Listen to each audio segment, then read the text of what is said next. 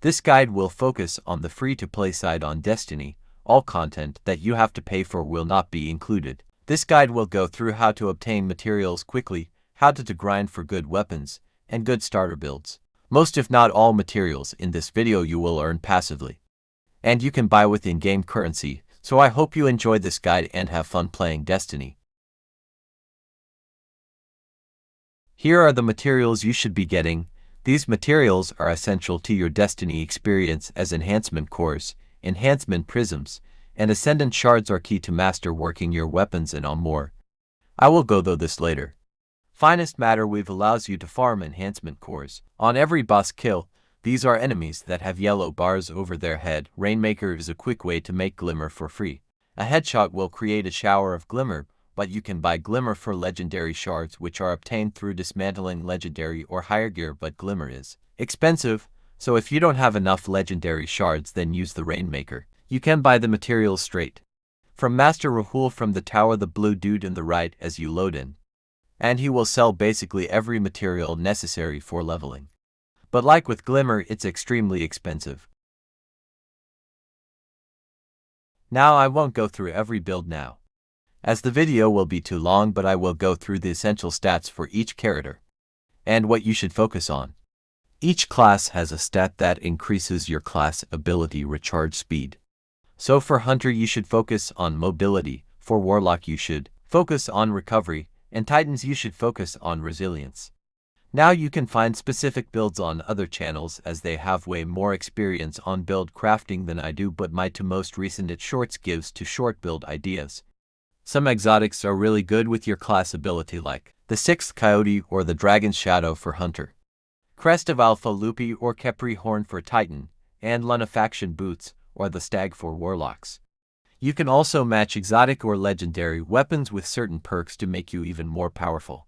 Exotics can be paired with other exotics to make a good combo. For example, for Ed Clear on Titan use the Sweet Business Auto Rifle and the Actium War Rig chest piece. Or for damage use Starfire Protocol chest piece and Thunderlord. Also use fusion grenades for this as you can reach over 3 million damage. You can also use Tractor Cannon which will debuff enemies, making them take more damage. Or if you want to utilize constant invisibility and healing, use the exotic Hunter Helmet Worm has crown paired with the Huckleberry sub machine gun with catalyst with the void aspect that allows you to go invisibly after dodging. There's more builds out there which are for everyone. A really good way to grind for good weapons is through Dares or Eternity. This is a free 6-player activity which is match made with other people, and this has a bunch of weapons. There are the Dares of Eternity weapons which are always in cycle, and a group of weapons in war that cycle round each week. My personal favorite weapon is the BXR Pulse Rifle as it can roll incandescent on it. This perk makes enemies ignite and explode after being killed. This is really good for any activity as most activities have a bunch of enemies. This can also roll on the Trace Rifle Retrace Path which can also roll Subsistence, which reloads the weapon from reserves on a kill. This allows you to never reload against a group on enemies. What makes these weapons better is that you can craft them, which allows you to get enhanced versions of the perks on the weapons. Here is the list of all the weapons that are always in cycle. All of these weapons are good in their own way, and they are all craftable. To farm these though you will need 2 types of currencies: strange coins and treasure keys. Both of these can be used in Dares of Eternity and is earned by playing Dares of Eternity. Treasure keys can be used on the chest that you see on the end of the walkway. Strange coins can be turned into different rewards at the Star Horse. You can also get playlist-specific weapons from the 3 different playlists: Strikes, Crucible, and Gambit. You can focus engrams to get specific weapons, 1 for current weapons and 2 for legacy weapons. Each engram is rewarded after ranking up in that playlist, so you can obtain 16 engrams in your first rank in that playlist. These also give various rewards like a ritual weapon, enhancement cores, enhancement prisms, and an ascendant shard at level 16. After you reset, level 17 gives an exotic engram, and at rank 16 you get a playlist-specific ornament for that ritual weapon. Another way of grinding for weapons is raids. Now yes, you may need a team ready, but you can also all FGA team. Anything in the Legacy tab and Director is free to all players. This includes the Dungeon Prophecy. and the 2 raids Vault of Glass and King's Fall, which are all easy after the first 2 times. There is meant to be another free raid coming from Destiny 1. But that's probably later this year or maybe even next year when Final Shape releases. But King's Fall weapons are all craftable whilst Prophecy and Vault of Glass aren't. All can give really good weapons and armor that could potentially change your play style completely and also make new friends. I would definitely recommend joining a LFG Discord server or my server, which will be linked in the description. Sooner or later they will make Vault of Glass's weapons craftable as well as Prophecy. Crafting is a very grindy process that requires a lot of time, but is worth it. Most if not all weapons in Destiny is craftable, which is good. To be able to craft a weapon, you need to get weapons with red borders. Now these have a significantly lower drop rate than the normal versions of the weapons, but for most cases you need 5 to be able to craft it.